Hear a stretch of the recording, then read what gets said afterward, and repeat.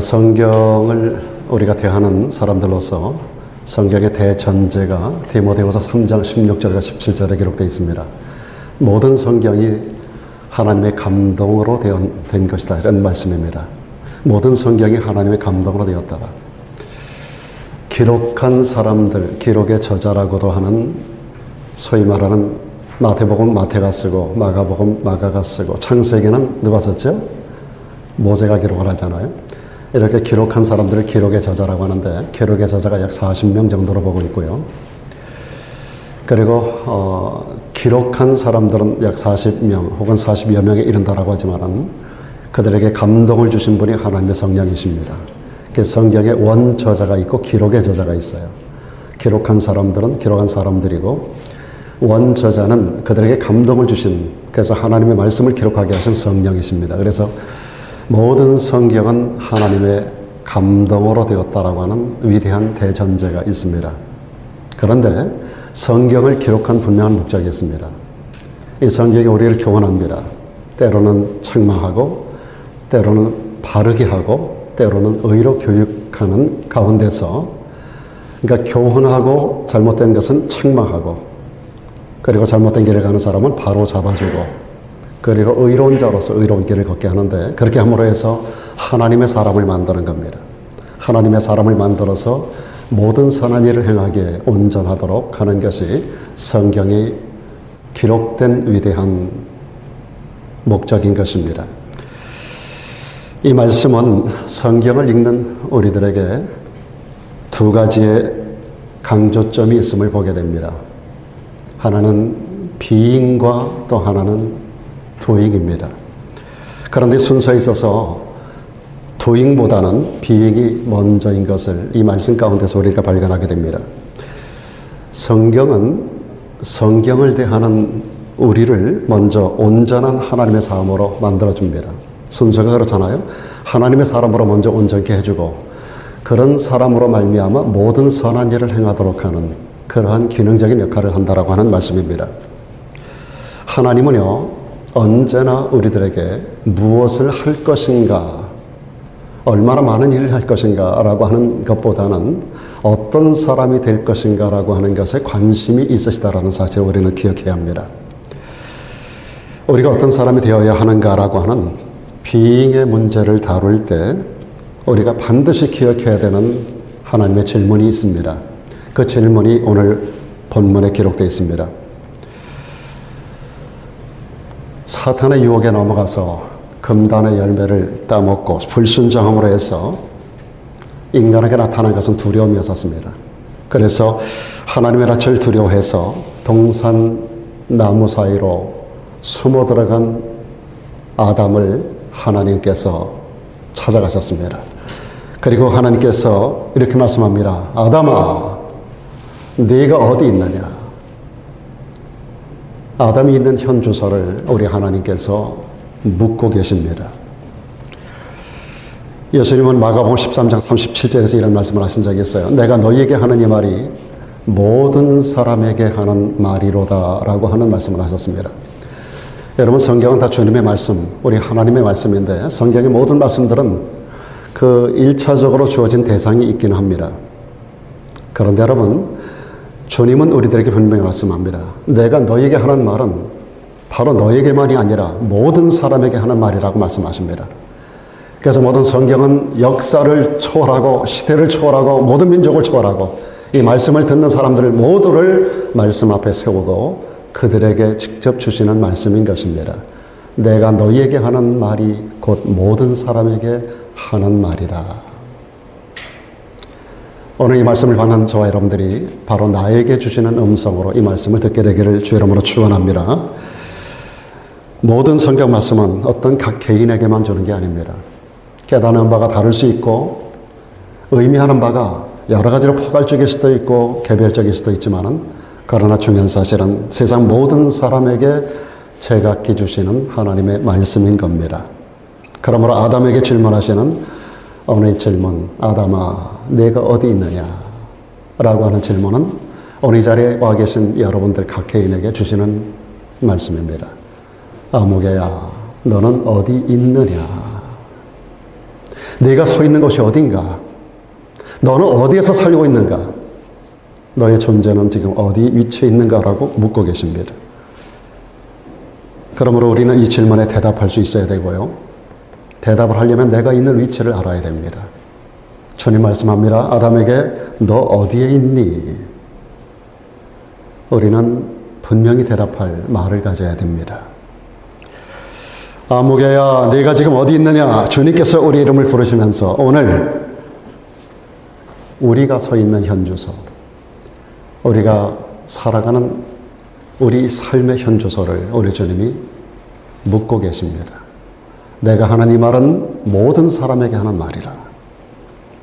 여러분이 살고 계신 인생의 현주소는 어디입니까? 하루하루 여러분 어떤 곳에서 살고 계십니까?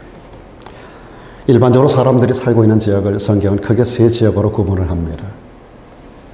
첫 번째 지역은 어떤 지역인가 하면 제1지대라고 해서 죄악에 속한 지대, 죄악에 속한 지대에 살아가는 이런 사람들이 있습니다.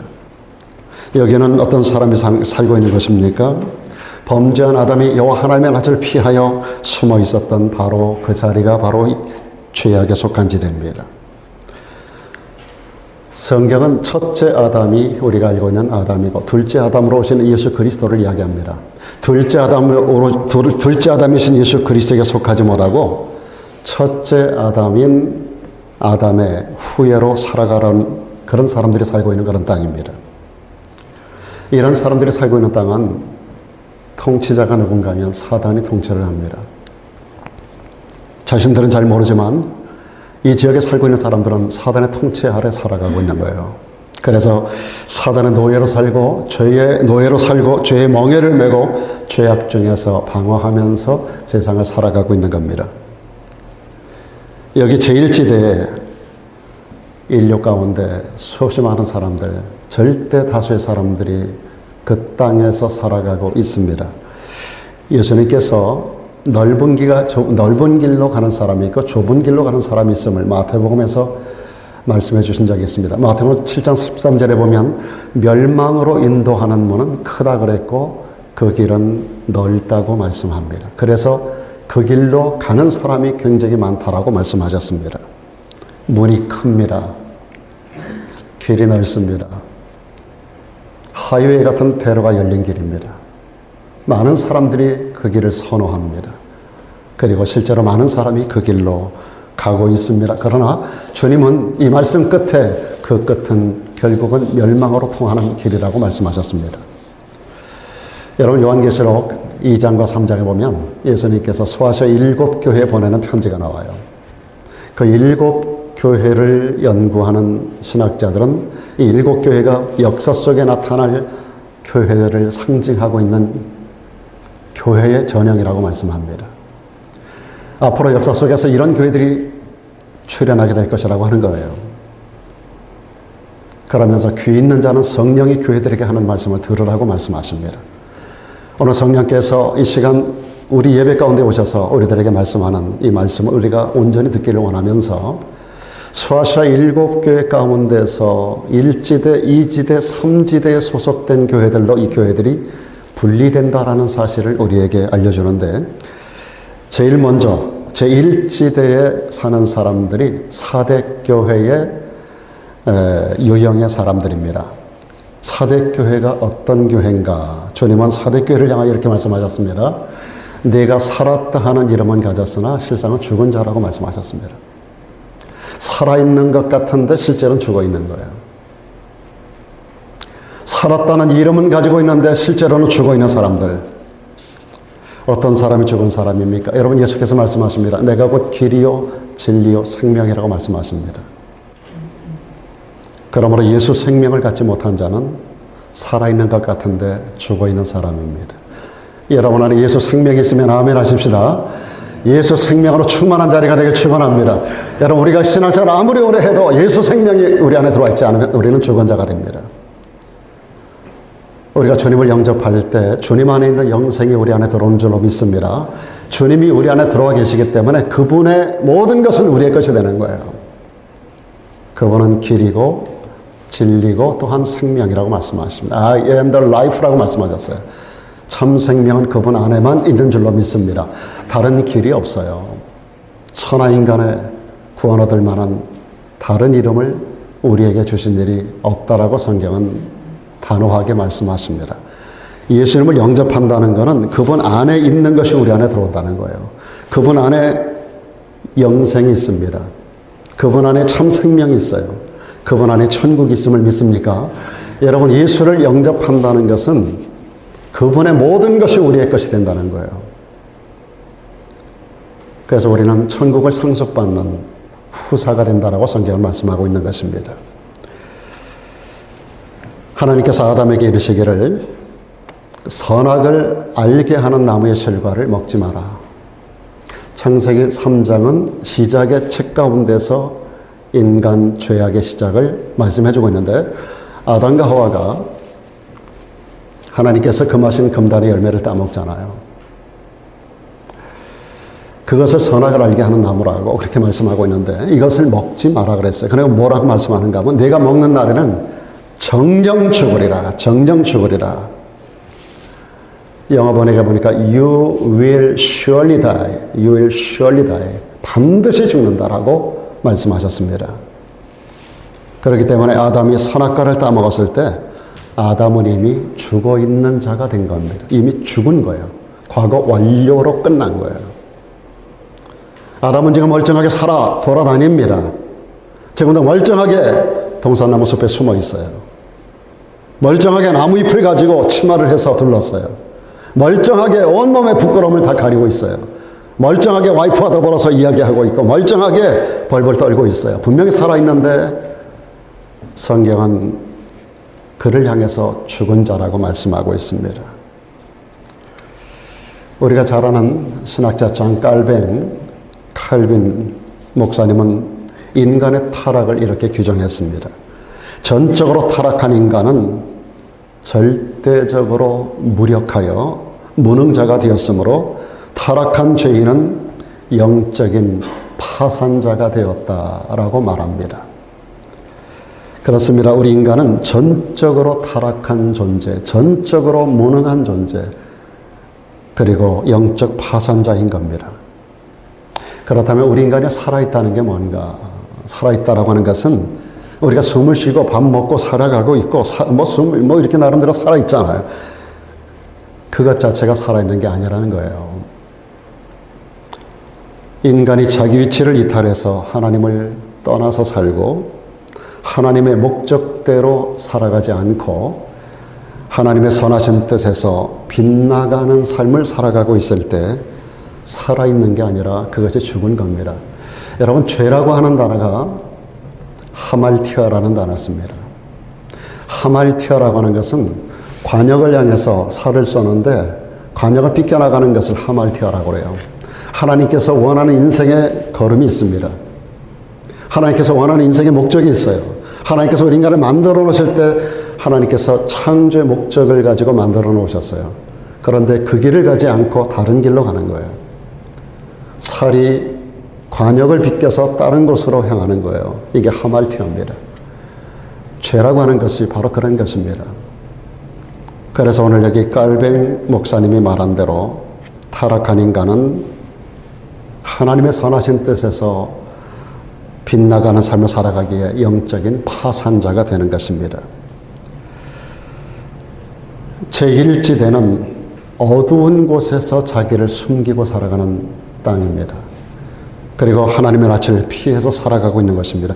대부분의 사람들이 거기에 속해 있습니다. 언젠가 한번 말씀드렸지만 오늘날의 선교 신학자들의 통계를 보면 전 세계 인구 지금 한 80억 가까이 되지 않습니까? 77억 인구가 넘어섰는데 80억이라고 보고 그 인구의 1억 이상이 되지 않는 사람들, 1억 아래 미만의 사람들이 본어게인 크리스찬이라고 말합니다. 나라마다 통계가 있어요. 뭐 캐톨릭이 들어가고 안 들어가고에 따라 다르기도 하지만은 기독교 신자가 뭐 10%, 20%, 뭐 30% 그렇게 얘기하지만 여러분 실제적으로 본어게인 크리스찬이 그 중에 얼마나 되는가? 지금 미국에도 교회를 다니는 사람들이 얼마나 많아요. 미국도 지금 3억이 넘는 사람 가운데서 교회 다니는 사람이 아마 1억은 넘을 거예요. 미국만 해도. 그러나 대다수의 사람들은 본어게인 크리스찬이 아니라는 거예요. 전 세계 수많은 사람들이 구름대처럼 교회로 밀려가고 있는데 본어게인 크리스찬, 리얼 크리스찬, 성경에서 말하는 그리스도인이라고 하는 사람들이 얼마나 될까? 아마도 1억이 넘지 않을 거라 저도 그 말에 동의합니다. 저도 많은 지역에서 목회를 해봤지 않습니까? 많은 교회를 방문해 보지 않습니까? 설교를 해보면 눈빛에서 오는 게 벌써 달라요. 질문을 해봐도 달라요. 교회마다 과연 본어게인 크리스찬이 몇 퍼센트나 될까? 저는 이 지역에 오면서 오렐라레도 한인교회 모든 성도는 100% 10중 8구가 아니라 100% 본어게인 크리스찬이 되는 목회 목적을 가지고 목표를 가지고 왔습니다. 여기 앉아 계신 여러분 모두가 본어게인 크리스찬이 된 줄로 믿습니다. 여기에 분명히 대답할 수 없는 사람은 비극적인 사람입니다. 우리가 이 땅에서 어떻게 사느냐가 중요한 게 아니에요. 이 땅에 7, 80년 혹은 100년 살아가는 거 영생에 비하면 1점도 1획도 그을 수 없는 짧은 시기를 살아가는 거예요. 여러분 영원한 곳에서 영생한다는 것이 얼마나 큰 축복인가 하는 것은 그곳에 가보면 압니다. 지금은 우리가 거울을 보는 것처럼 희미할 뿐입니다. 천국의 영광과 그 영광스러운 찬란함이 그곳에 가야만이 여기구나, 이것이 진짜구나, 이게 천국이구나 라고 하는 것을 그곳에 가셔야만 비로소 알게 될 겁니다.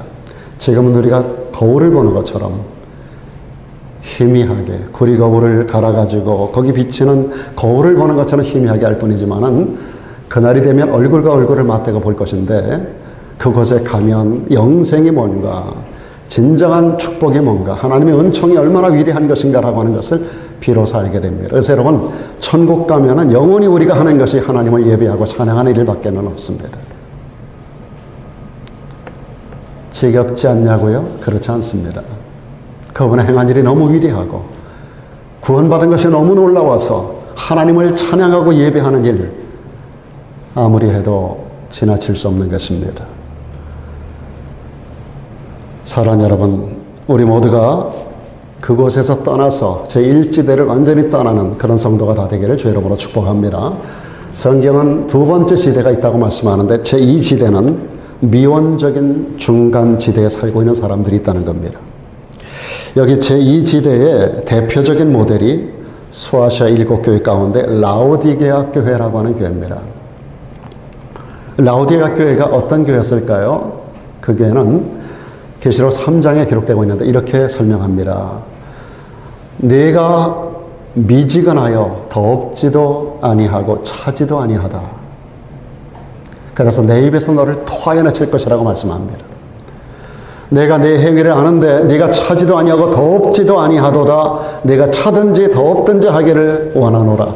내가 이같이 미지근하여 덥지도 아니하고 차지도 아니하니 내 입에서 너를 토하여 내치리라고 말씀하셨어요. 라오디게아 교회는 한마디로 말하면 미지근한 교회였었습니다. 여기 미지근하다라고 하는 말이 헬라에 보면 클리아로스라고 하는 단어를 사용하는데 이 단어는 구역질이 나서 삼킬 수 없는 상태를 묘사하는 그러한 단어입니다. 세상에 속한 것도 아니고 적극적으로 신앙생활에 임하는 것도 아니고 그렇다고 열정적으로 하나님 섬기거나 교회 충성하는 것도 아니고 그리스도인이라는 이름만 걸어놓고 무관심한 모습으로 살아가는 사람들, 하나님을 믿으면서도 세상과 적당히 타협하는 사람, 한 발은 교회 들여놓고 한 발은 세상에 들여놓고 상황 따라 환경 따라 이참은 이쪽에 뛰었다 이참은 이쪽으로 뛰는 럭비공 같은 사람. 여러분 럭비공이 던져지면 땅바닥에 튀면 바운드 할 때 어디로 튀는지 여러분 아세요? 일반적인 공은 맞으면 반대편으로 같은 각도로 튀는데 럭비공은 어디로 튈지 몰라요. 저는 신앙생활을 오래 하고 목회를 오래 하면서 럭비공 같은 크리스찬들을 굉장히 많이 봅니다. 이 사람이 어디로 튈지, 어떤 포지션을 가지고 어떻게 바뀔지 모르는, 여러분 우리가 하나님 앞에 그러한 하나님께서 예측하지 못할 그럴 모습의 삶을 살아서는 안 된다라고 하는 겁니다. 알기는 많이 아는데 전혀 행함이 없는 이런 사람을 성경은 영적인 바리새인이라고 말씀합니다. 여러분, 바리새인들은 신학자입니다. 굉장히 성경을 많이 아는 사람, 성경을 가르치는 사람이었었어요. 사람들에게 짐을 잔뜩 지어주고 자기는 하나도 지지 않는 사람들. 사람들에게 공경을 받으려고 하고 공경하지 않는 사람들. 기도도 형식적이고 예배도 형식적이고 모든 일을 눈에 보이려고, 사람들에게 보이려고 하는 사람들. 우리 주님께서는 외식하는 사람들이라고 말씀합니다. 화 있을진저 외식하는 서기관들과 바리새인들이에요. 그래서 신종 유행어 가운데서 크리스찬도 아니고 세이튼도 아닌 크리스탄이라는 단어가 나왔잖아요. 이건 그리스도인도 아니고 사단의 종도 아니고, 참된 신앙생활이라고 하는 것은 여러분 머리로 하는 게 아니라 몸으로 하는 것이고 행함으로 나타내야 되는 것입니다. 여러분, 신앙생활에는 미온적인 중간지대가 성경에 허용되지 않습니다. 빛과 어두움이 함께 존재할 수 없다고 성경은 말씀합니다. 차지도 않고 덥지도 않고 미지근하다 보면 성경은 뭐라고 그랬어요? 오늘 여기 계시록 3장 16절에서 내가 토해버리겠다 그랬어요. 토해버리겠다. 예수님은 이렇게 교훈하셨습니다. 한 사람이 두 주인을 섬길 수 없다. 혹 이를 미워하며 저를 사랑하거나 혹 이를 중히 여기며 저를 경히 여기게 된다고 말씀하셨습니다. 어떤 사람이 성경의 대표적인 모습일까요? 아마 롯의 처 같은 사람이 아닌가 생각이 들어요. 창세기 19장에 와서 롯의 처가 하나님의 방문을 받아서 천사들의 방문 가운데서 롯과 더불어 함께 그 멸망의 땅 소돔성을 벗어나는 과정 속에서 극구당부한 게 있었어요. 절대로 뒤를 돌아다보지 말아라. 저 앞에 보이는 수알산까지 가는데 절대로 돌아다보지 말아라. 여러분, 소돔성은 우리에게 있어서 장차 망할 성, 장망성을 표현해주고 있는 겁니다. 우리가 살아가는 이 땅은 장망성입니다. 장차 멸망할 성이에요. 그런데 그곳은 너무 활락이 있고 재미가 있는 땅입니다. 롯의 처가 출발은 제대로 했습니다. 뒤에서 유황불이 내리고 성 전체가 완전히 불바다가 되는 가운데서 뭐 별난 소리가 다 나는데 앞을 향해서만 가라 그랬어요. 절대로 뒤를 돌아보지 말라고 말씀합니다. 한참을 달려가는데 뒤가 궁금해서 견딜 수가 없는 거예요. 함께 놀았던 삼돌이는 어떻게 지낼까요? 함께 놀았던 재밌는 그곳은 어떻게 변했을까? 이게 뭐 궁금해서 견딜 수가 없는 거야. 가고 싶어 견딜 수가 없는 거예요. 우리가 예수를 믿고 죄악을 끊어낸 다음에 그것이 자꾸 그리워지는 거예요. 옛날에 놀았던 그것이. 신앙생활은 단절입니다. 끊어내는 건데 끊기는 했는데 자꾸 그리워서 또 가서 보고 또 가서 보고 또다시 참석해보고 또다시 참여해보고 또다시 가서 놀고 이런 일들이 우리 가운데도 반복되는 일이 있지 않습니까? 결국 미온적인 중간지대에서 방황하다가 뒤를 돌아봅니다. 그러다 어떻게 돼요? 소금 기둥이 돼버리고 말아요. 아나니아 삽비라 부부도 아마 거기에 속하지 않았을까. 사도행전 5장에 기록되어 있잖아요. 아나니아 삽비라가 은혜를 받았습니다. 하나님 앞에 작정을 합니다. 집을 팔아 바치기로 작정하고 팔았는데 거금을 손에 쥐니까 마음이 바뀌는 거예요. 과연 우리가 작정한 대로 할 것인가? 이거 다 바치긴 너무 아깝고 작정은 해놨고 손에 돈은 쥐었는데 이럴까 저럴까 하다가 반을 잘라냈습니다. 절반을 감춥니다. 부부간에 상의해서. 결국 베드로 앞에 그것을 가지고 왔다가 하나님의 성령의 감동을 받았던 베드로에 의해서 저주가 임합니다. 결국은 아나니아도 그 안에 삽비라도 그날에 몇 시간 간격으로 죽음을 당하고 말아요. 미온적인 중간지대는 성경이 원하지 않는 땅입니다. 여러분, 청년 유두고 사도행전 24장에 보면 사도 바울이 밤이 새도록 설교를 하는 장면이 나와요. 1층, 2층, 3층으로 된 그런 집안에서 설교를 하는데 내일 아침이면 이제 바울이 먼 곳을 떠나야 됩니다. 그러다 보니까 수많은 사람들이 몰려옵니다. 1층, 2층, 3층에 뭐 불을 켜놓고 가득가득 들어서 앉았어요. 다들 내려와서 열정적으로 듣는데 창가 저쪽 끝에 3층 창가 끝에 걸쳐하던 청년이 하나 있었어요. 유두고라고 하는 청년이. 거기서 앉아서 졸다가 추락을 합니다. 죽었어요. 나중에 바울이 가서 기도로 살려내기는 합니다만은 그러나 미온적인 중간지대. 여러분, 우리 신앙이 주님을 향하여 눈에 불이 붙어야 됩니다. 우리 신앙생활의 걸음이 절대로 좌로나 우로나 치우쳐서는 안 되는 거예요. 여러분, 엘리야 시대에 얼마나 나라가 타락하고 얼마나 많이 우상숭배를 많이 합니까? 아합이 나라를 다스리는 동안에 나라가 완전히 우상 소굴이 되어버리고 말았어요. 그 안에 이세벨을 통해서 그 땅이 바알신과 아세라신 천지가 되어버리고 말았어요. 그 신을 추종하는 사람들을 천지로 변화가 되어버리고 말았어요. 엘리야가 너무너무 마음이 아픈 거예요. 한번 모든 아합 왕에게 이야기를 하고 그 땅에 있는 바알신의 선지자들과 아세라신의 선지자 450명, 400명에서 850명을 갈멜산으로 영적 전투를 위해서 불러 모으게 했습니다. 아세라 신의 선지자 400명은 다 도망가고 바알신의 선지자 450명만 올라온 거예요. 자, 450대 1로 영적 전투가 벌어진 현장에서 엘리야가 관심을 가진 것은 백성들입니다. 백성들이 이것도 아니고 저것도 아니고 쭈삣쭈삣하고 방황하고 있습니다. 엘리야가 백성들을 향해서 강력하게 이야기합니다. 오늘날 너희가 택하라는 겁니다. 여호와가 하나님이면 하나님을 택하고 바알이 하나님이면 바알을 택해라. 왔다 갔다 하지 말아라. 어느 날까지 너희가 중간에서 머뭇거리겠느냐라고 말합니다. 여러분, 제1지대가 마귀의 지배 가운데 있는 마귀 통치하는 땅이라면 제2지대는 하나님을 믿으면서도 인간 중심으로 살려고 하는 인본주의적인 땅을 말합니다.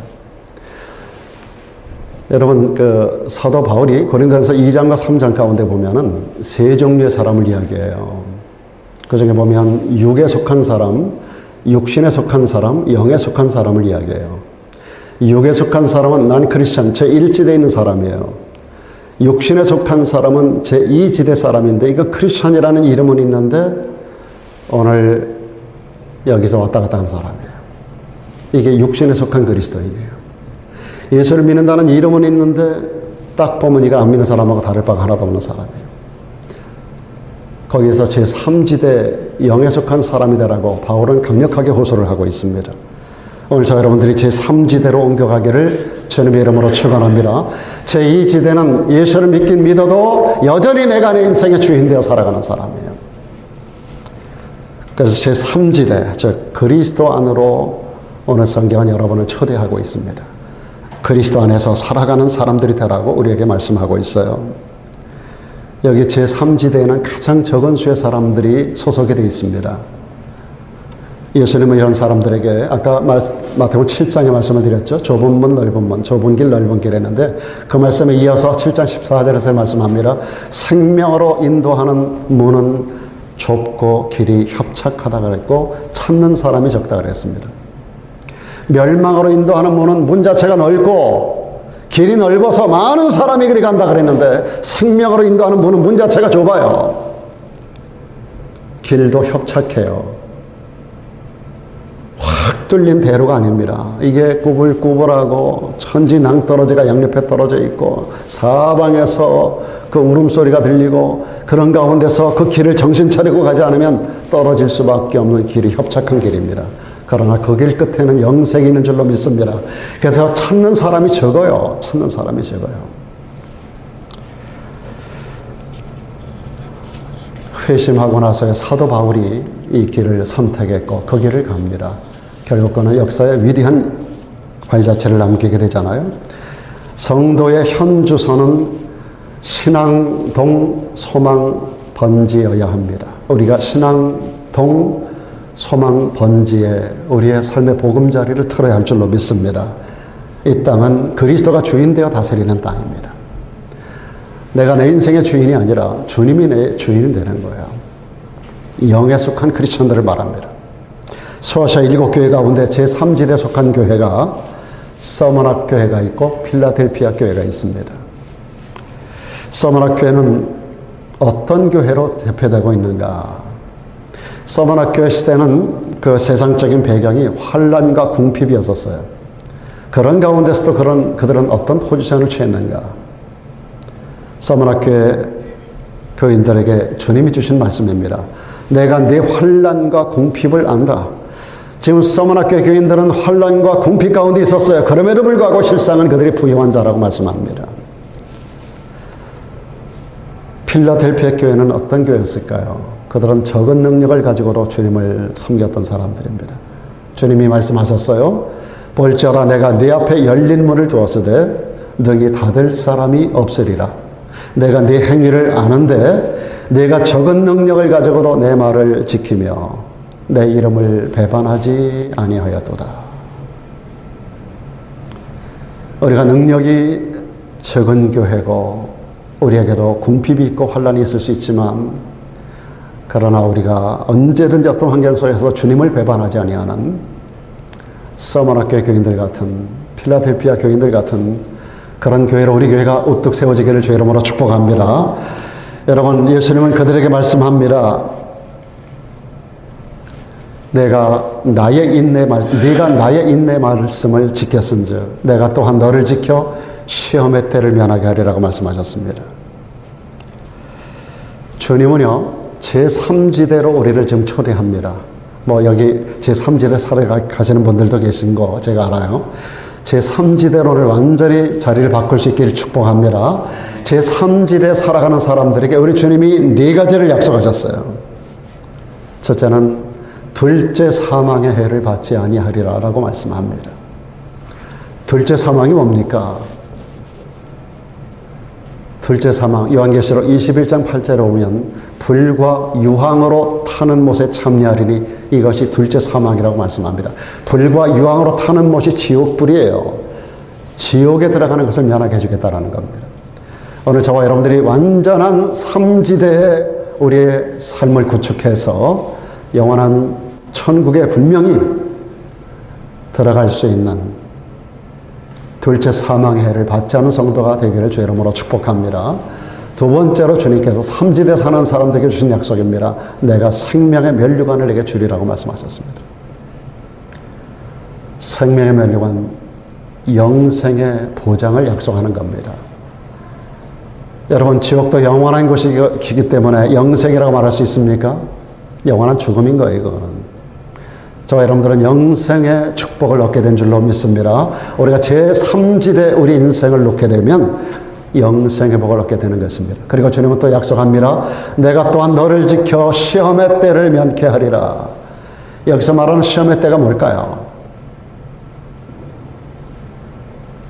요한계시록 후반부에 나타나는 7년대 환란을 얘기하는 겁니다. 7년대 환란 때는 무서운 환란이 이 땅 가운데 강하게 임하게 될 것입니다. 그때는 믿는 자를 완전히 시험하는 때입니다. 불신자가 시험을 당하는 때가 아니라 믿는 자가 시험을 당하는 때요. 이 때를 면하게 해주겠다라고, 잘 통과하게 해주겠다라고 약속하고 계십니다. 또 한 가지가 있습니다. 내 하나님 성전에 기둥이 되게 하리라고 말씀합니다. 여러분, 하나하나가 교회 성전에 기둥이 되기를 축원합니다. 크게 쓰겠다고 하는 거예요.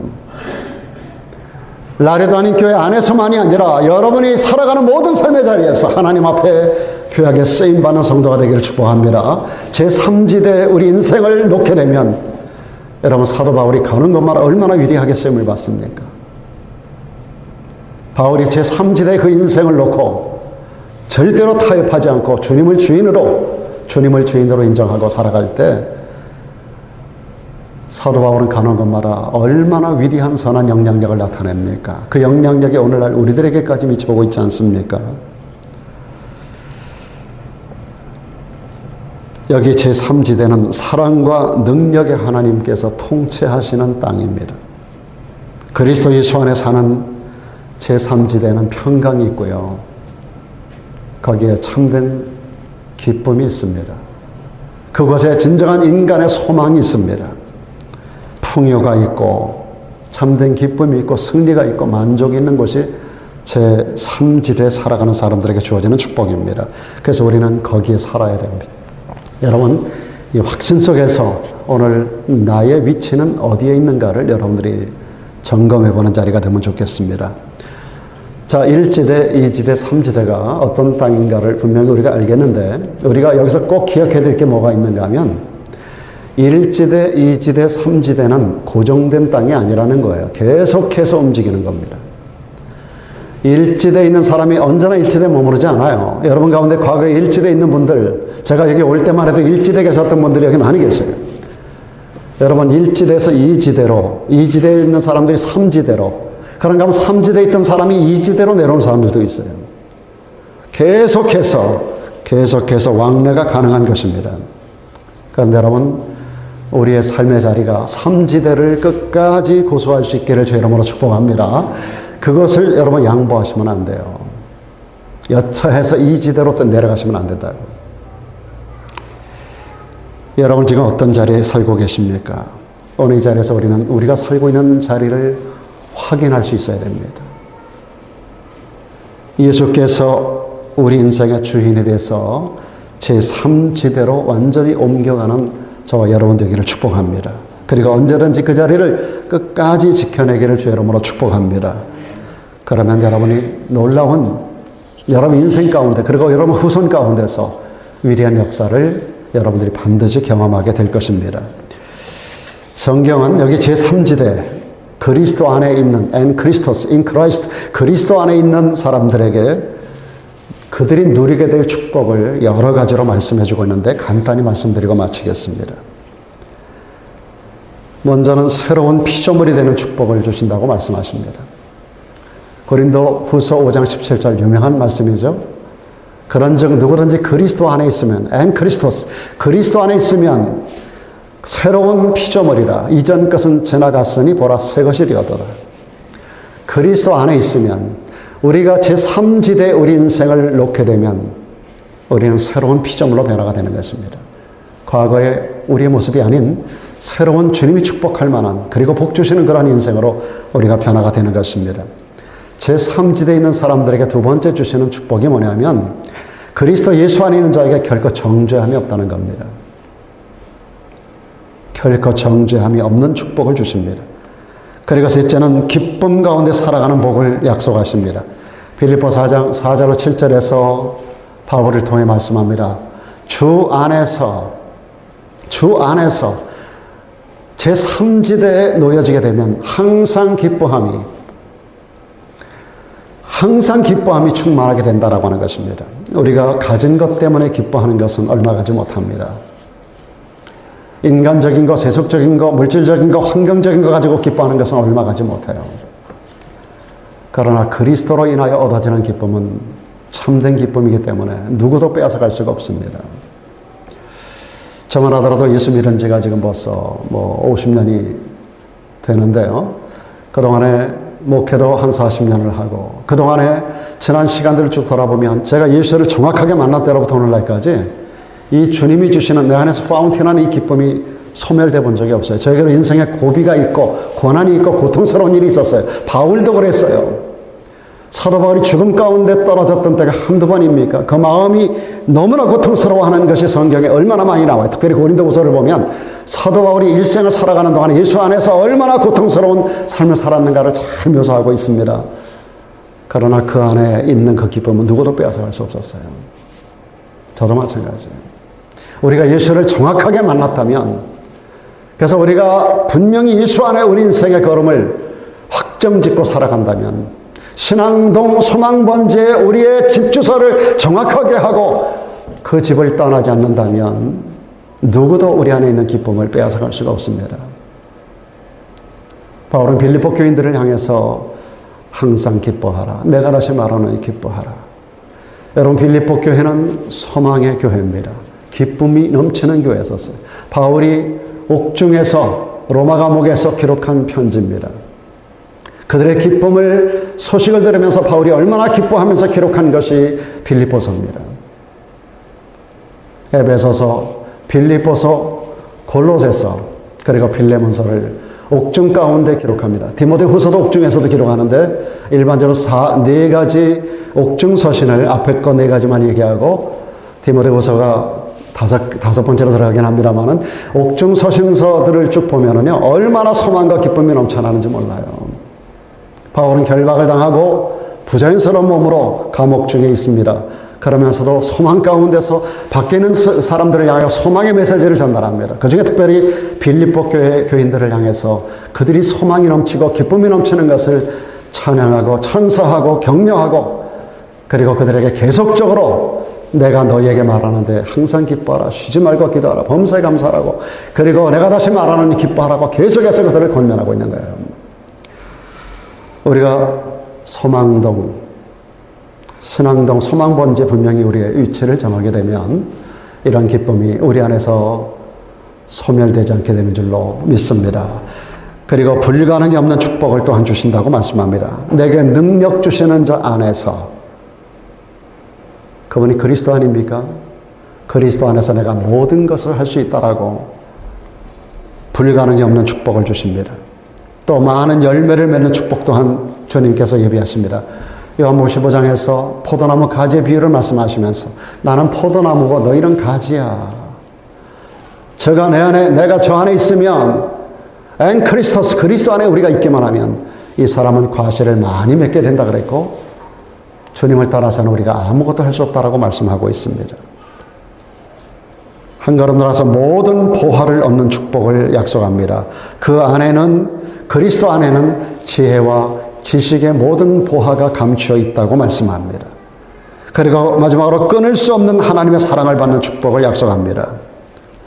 로마서 8장 얼마나 위대한 메시지입니까? 누가 우리를 그리스도의 사랑에서 끊어내겠느냐?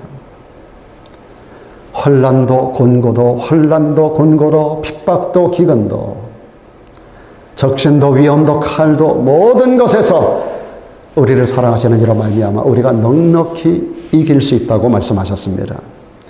그래서 초대교회로부터 오늘날까지 수많은 우리 믿음의 선제들이 그 어마어마한 환난과 핍박 가운데 있음에도 불구하고 그들은 최후의 승리자가 되었던 거 아닙니까? 사랑하는 여러분, 오늘 주신 말씀으로 여러분이 살고 있는 현주소를 한번 확인해 보시기를 바랍니다. 저는 최근에 지난주로 말씀드렸습니다마는 새벽기도회를 창세기 말씀들을 쭉 다시 깊이 묵상하고 연구하는 가운데서 엄청난 복을 많이 받고 있어요. 제 자신이.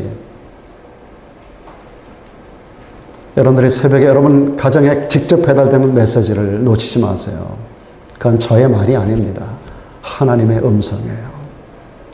엄청난 축복의 보물이 거기에 들어가 있어요. 아무렇게나 쉽게 넘기지 말고 여러분들이 유념해서 말씀 하나하나를 놓치지 않고 여러분들이 잘 소화해낼 수 있게 되기를 바랍니다. 그 가운데서 주님께서 지난 주간에 저에게 강력하게 주시는 도전이 아담아 네가 어디 있느냐 라고 하는 도전입니다. 이 아담이 바로 주님께서 주시는 말씀은 아담에게만이 아니라 우리 모두에게 주시는 말씀이라고 말씀하셨잖아요. 이 말씀 앞에 제가 서 있는 거예요. 발가벗겨지는 거예요. 저 자신을 돌아볼 수 있었습니다. 그리고 여러분과 더불어 함께 이 말씀으로 은혜를 나누기를 원해서 이 말씀을 제가 준비했습니다. 하나님께서 숨어 두려워 떨고 있는 아담에게 아담아 네가 어디 있느냐라고 물으신 것은 아담이 어디 있는 것을 하나님이 몰라서 묻는 질문이 아닙니다. 네가 서 있는 것이 잘못된 것이면 거기를 빨리 빠져나와야지 기회를 주시는 겁니다. 하나님은 범죄한 아담에게 오셔서 무조건 너 잘못했으니까 내가 너에게 저주할 거야 라고 말씀하지 않았어요. 그 이전에 그를 불러내고 그가 무슨 일을 했는가를 물어요. 회개하라는 겁니다. 기회를 주시는 거예요. 오늘 시간 우리들에게 네가 어디 있느냐라고 주께서 물으시는 것은 우리를 정죄하기 위함이 아닙니다. 너 왜 일지돼 있어? 왜 이지돼야? 너는 정죄를 받을 거야. 너는 죄를 받아야 돼 라고 말씀하는 게 아니라 우리를 격려하고 삼지대로 옮기려고 하는 하나님의 뜻이 있다는 거 여러분 기억하셔서 아담처럼 자기를 변명하는 자 되지 않기를 바랍니다. 하나님이 주신 이 여자 때문에, 뱀 때문에, 뭐 때문에, 누구 때문에 내가 여기 있어요. 여러분, 이것은 참 바보스러운 거예요. 많은 사람들이 신앙생활을 엉망진창으로 할 때 물어보면 누구 때문이에요? 목사님 때문에, 집사님 때문에, 어떤 성도 때문에, 누구 때문에, 교회 때문에, 뭐 때문에 자기는 이지대에 있겠다는 거예요. 그것처럼 어리석은 말이 어디 있어요. 그래서 교회 안 가겠다는 거야. 자기 일지대에서 살다 가겠다는 거예요. 이것처럼 바보스러운 일이 어디 있습니까? 그 자체에서 그가 영원히 머무르지 않습니다. 어느 날 세상 떠나갈 날이 와요. 여러분, 우리 남은 날들이 얼마나 될까요? 어느 날까지 여러분 이지대에만 머물러 있겠습니까? 맨날 어느 날까지 누구 때문에 나는 여기 있을 거야. 이런 바보스러운 말이 어디 있어요?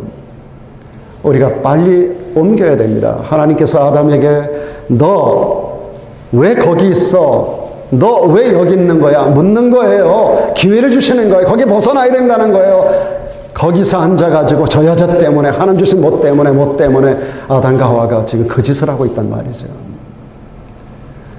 그것은 나 자신에게 참 손해를 주는 바보 같은 우리 인생의 모습인 겁니다. 사랑하는 여러분, 오늘 주님께서 오셔서 아담아 내가 어디 있느냐? 아무개야 내가 지금 서 있는 곳이 어디냐라고 물으실 때 내가 지금 있는 곳을 정확하게 알고 모든 환경을 초월해서 주님이 원하는 자리로 우리의 지대를 옮기는 자리가 되기를 주 이름으로 축원합니다.